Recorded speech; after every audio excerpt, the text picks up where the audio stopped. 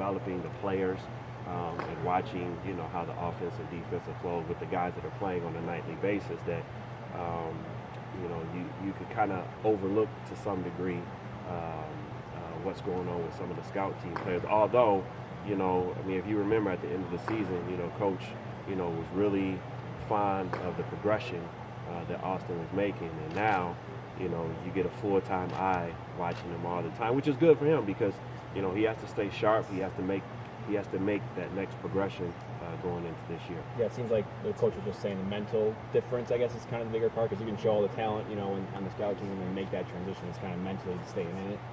Yeah. I mean, it's just like doing individual workouts and working on the post moves. But it's not until you get into the trenches of going one-on-one, two-on-two, or live action where you really be able to develop, all right, what am I feeling comfortable with? Which one of these moves really work? And so it's kind of like, you're going from 5-on-0 to 5-on-5, and so that mentality, he has to now develop a comfort level of being on, the main squad, getting game reps underneath his belt. Because again, and it's all those, 6 new guys, the thing that's lacking is that game experience. And so, I think that this group is certainly driven enough and competitive enough to get there.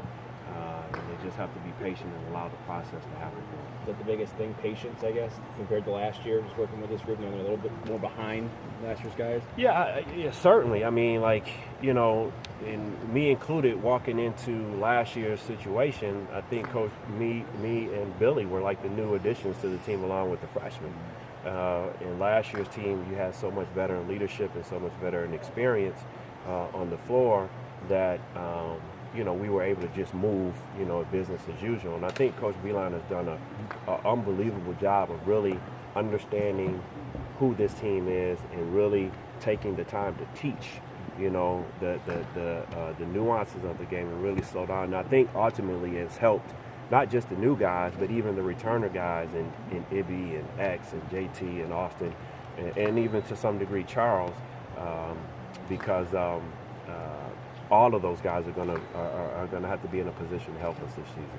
So year 2 of Saddi Washington at Michigan, Coach Beilein said he's kind of giving you carte blanche. Are you noticing? Are you feeling that he's giving you more responsibility, more deference, if you will? Well, certainly Coach B and I were lockstep this summer. When we had all the transition with the program, and it's natural position, for me because I had a lot of the same responsibilities when I was at Oakland, and so, I guess being a year and a half veteran, if you should say, on the staff. But both Dre and Yak have done a great job of immersing themselves into our program and into our culture, and they've been great additions to the program. And so, it's. I think what happened this summer with all the turnaround, like everybody in that hallway stepped their game up to another level. And this is Michigan. That's the expectation. You got a great group of people working in this program. And I think that's why Coach Beilein can really, focus on the big picture because he knows, everybody is handling the day-to-day and some of the detailed stuff that he doesn't have to bog himself down with. So you're in a unique position to kind of compare this year to last as far as, concepts with Billy defensively, the concepts with Yacht, and then also emphasis.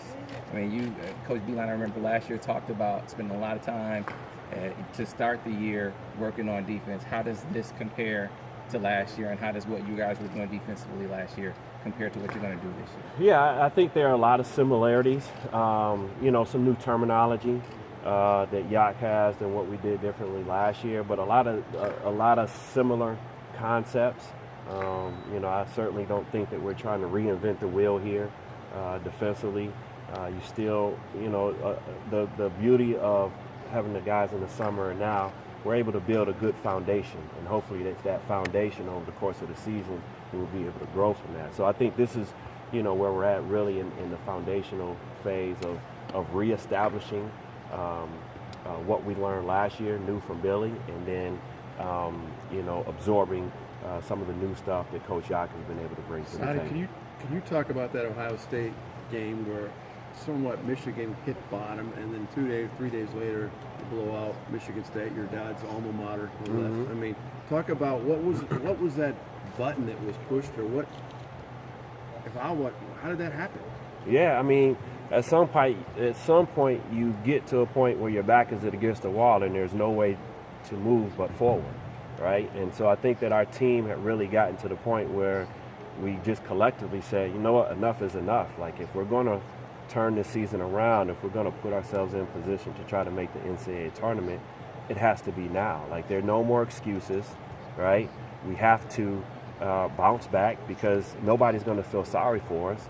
And I think, the Michigan State game following that was like the perfect game for us, because not only had we just lost to them a week before, but it being the rivalry game, it was a perfect opportunity for us to really make a statement for ourselves. It really was an opportunity to turn the season around and just charge forward with a lot of confidence. Derek, was that when his leadership went up quite a bit? Yeah, I mean, it really had to. I mean, I think that he really had to face himself in the mirror and say, look, this is my last go around. I don't want to go out on a low note, and that's when he became Batman for us. Like, you could just see his transformation happen before your eyes, and I mean, he was arguably the best point guard in the country from that point on. Saddi, and kind of piggybacking off of that, I was going that same direction. How much new team, Yak's new here? How much though of that street fight? I remember John talking last year, street fight. That was kind of the mantra. How much of that sticks around? Is it more of a program thing, or is it more of the players that particular year kind of thing? No, I mean, just in terms of Yak has a lot of the same energy level as Billy did. But I would say actually collectively that this group is more competitive than last year's group. And I think some of that has to do with last year's group. It appeared anyway that, the position, everything was kind of slotted.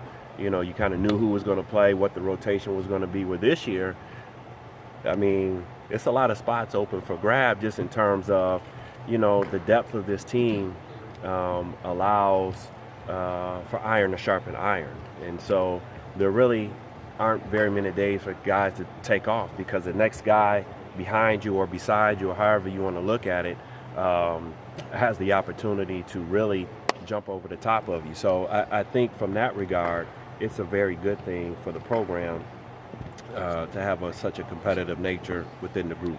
How much different is this team offensively when you got Duncan at the forward compared to Isaiah, or do you ask him to do similar things? No, I mean, they're different. I mean, obviously Duncan is a high-level shooter. Yeah. Isaiah is solid, not to the level of Duncan by any means, but Isaiah has the opportunity to guard a variety of positions, as well as probably rebound at a higher level. So it's just kind of one of those things that I think they'll really do a good job of kind of playing off of each other, and sometimes the game and the matchups would dictate the rotation there. But I know that, both kids are motivated very much so to contribute in a major way for the program. And, Duncan, again, I mean, you need that senior leadership. He's been through the paces. He knows what's coming. And there's value to that, because now he can speak to, the younger guys and the new guys in terms of, as the season evolves, of where we've been and where we're going to. And I mean, last year's season was a perfect example of that, because, again, a Coach Beeline team is like a good pot of gumbo. You put the ingredients together and just let them stew, and then by the time the season is, by the time you get midway through the season, you've got a very good meal there. And so, when guys are getting anxious or frustrated with playing time or their own individual play, I think that those senior leaders can really step up from that standpoint and play, hey, we've been here before. Like, we might have to pick it up, but it's going to come together. What did Mo primarily focus on this summer? And have you seen that so far in the last few weeks of practice? Yeah, well, I think that Mo going through the combine experience was a really good experience for him in terms of being able to gauge himself amongst the other, draft eligible candidates last year. And so going into the summer with the national team, and some of our focus, even going into this year, really obviously continue to get stronger, but defensively and rebounding. You know, that's where he's going to have to make his biggest jumps as a player in order to help himself moving, not only us this year, but in his career moving forward. How good do you think he can be? You know, he can Player of the year, conference. You type? know, he can be as good as you know he allows himself to be. You know, I don't want to sit here and say, you know, and predict what that outcome will be. But if he's at his best, certainly he's going to put Michigan in a position to be a Big Ten contender. And I think that's what's most important to him. And as a byproduct of all of that, you know, whatever individual accolades come as a result of that will be a bonus. Muhammad's basically played his entire career with Walton on one side of him and Zach on the other. With both of those guys gone, what differently is kind of asked of him now that he's kind of the last man standing in that? What was that backcourt? Yeah, so, you know, again, he's another one of those guys that's going to have to turn into Batman for us, you know, because, you know, he's always done a really good job of kind of being that next guy, you know, and Muhammad is a game time dude, you know, like when the lights come on, he's a competitive kid. I think, you know, in the spring after the season when we were having those first few practices with the new team, he really did a good job of like just using his voice more so than what he had did the previous year, just because Zach and Derek and those guys weren't there anymore. And so, you know, I think that, you know, obviously it's going to be called more upon him to contribute offensively. I think he got better defensively as the year went on, and so we're going to need more of the same from him this year. And that was his shooting a little underestimated last year because he started poorly, but then like the last half of the year he's basically a 44% three-point shooter. I mean, how much of a weapon is that? Maybe that people aren't not looking at right now. Well, hopefully people continue to underestimate it, but he is certainly a kid that can knock down shots and get hot in a hurry. And with his speed, I mean, he can beat you off the dribble. He can beat you from the perimeter.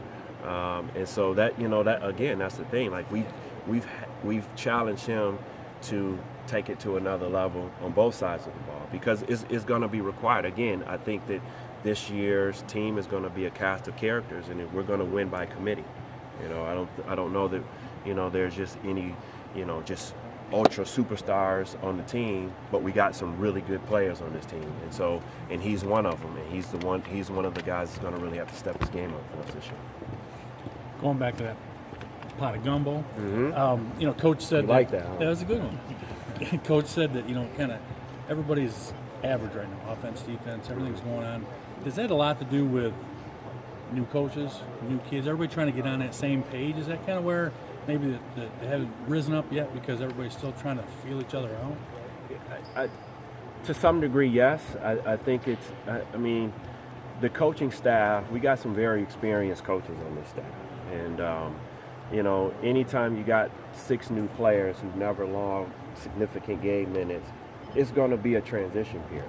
And so, but again, you go back to the thing that I think that we like so much about this group is they're a committed group, they're a willing group, you know, they're a well-connected group. They get along with one another, and they do a really good job of helping each other. Like, you can really see the veteran guys or the guys that have been here before really embracing the young guys or the new guys, which is inclusive of Jerron, even though he's been in college, he's going into his 5th year, of trying to get everybody caught up to speed. Because I think everyone knows, like, the quicker we get caught up to speed or are on one page, the better this thing is going to go for us. And so I think it's normal, especially at this time of the year. Certainly in October 24th or whatever day it is today, we're not winning a national championship, but we're moving in the right direction.